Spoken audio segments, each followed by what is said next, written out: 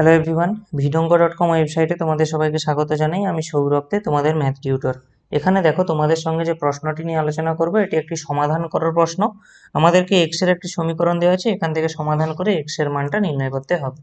তো দেখো, এই প্রশ্নটা সমাধান করার জন্য আমরা কি করব, এখানে রিপ্লেস করব x equal to tan alpha, অর্থাৎ যত জায়গায় এক্স রয়েছে সেখানে ট্যান আলফা বসাবো।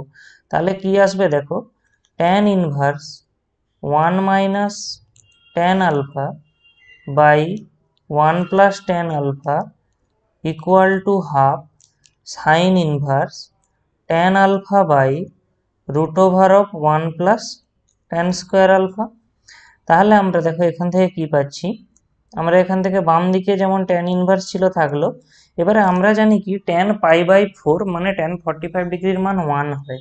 তো আমরা 1 এর জায়গাগুলোতে বসাচ্ছি, এখানে 1 এর জায়গায় বসাচ্ছি tan π/4 minus tan alpha by 1 plus tan π/4 into tan alpha।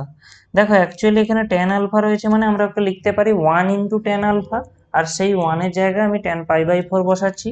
এবং ডান দিকে আমরা পাচ্ছি হাফ সাইন ইনভার্স, আমাদের এখানে tan alpha যেমন আছে থাকলো, আর আমরা জানি 1 plus tan স্কোয়ার আলফা মানে হয় কত, sec স্কোয়ার আলফা। তাহলে নেক্সট আমরা কি পাবো এখান থেকে, tan ইনভার্স, দেখো অ্যাকচুয়ালি এই যে ব্র্যাকেটের মধ্যেকার অংশটা একটা ফর্মুলা হয়ে গেছে, tan x মাইনাস ওয়াই এর ফর্মুলা, অর্থাৎ এখানে আসবে tan π/4 মাইনাস আলফা, এই ফর্মুলাটা হয়ে গেছে। ডান দিকে আমরা পাচ্ছি কত, হাফ সাইন ইনভার্স। আচ্ছা, tan আলফাকে আমরা লিখতে পারি sine alpha by cos alpha, তাহলে লিখে ফেলি sine alpha by cos alpha. আর এই যে root over of sec square alpha, এখান থেকে আমরা একটা কি পাবো, সেক আলফা পাবো। এবারে আমরা জানি কস আলফার সেক আলফার গুণফল হয় 1, তাহলে আমরা বসিয়ে দেব।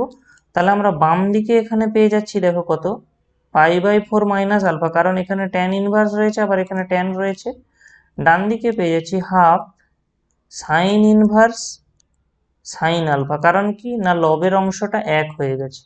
তাহলে আমরা এখান থেকে কত পাচ্ছি দেখো, π/4 minus alpha equal to half alpha, কারণ সাইন ইনভার্স রয়েছে আর এখানে সাইন রয়েছে। তো আমরা এই আলফাটাকে কি করছি, ডান দিকে নিয়ে যাচ্ছি। তাহলে কি আসবে, actually alpha plus half alpha equal to π/4, calculate করে যদি আমরা পাবো 3 α/2 ইকুয়াল টু π/4। তাহলে এখান থেকে আমরা আলফার মানটা কি পেয়ে যাবো, আলফার মান আসবে π/4 ইন্টু 2/3, কাটাকাটি হয়ে গেল, অর্থাৎ π/6। এবারে আলফাটা আমরা শুরুতেই কত ধরেছিলাম, ট্যান, অ্যাকচুয়ালি আমরা কি ধরেছিলাম না, এক্স এর মান ধরেছিলাম ট্যান আলফা। তাহলে স্বাভাবিকভাবেই আমরা বলতে পারি আলফার মানটা কি আসবে এখানে, ট্যান ইনভার্স এক্স। তাহলে এখানে আমরা বসে দিচ্ছি tan inverse x equal to π/6। তাহলে এখান থেকে আমরা লিখতে পারি x equal to tan of π/6। Tan of π/6 মানে কত না, ট্যান 30 ডিগ্রি, ঠিক আছে। আর ট্যান 30 ডিগ্রির মান আমরা জানি কত হয়, 1/√3। তো এখানে এক্স এর যে মানটা আমাদের চাওয়া হচ্ছে, মানে সমাধান করতে বলা হচ্ছিল, সেটা হবে, নির্ণয় সমাধান হবে 1/√3।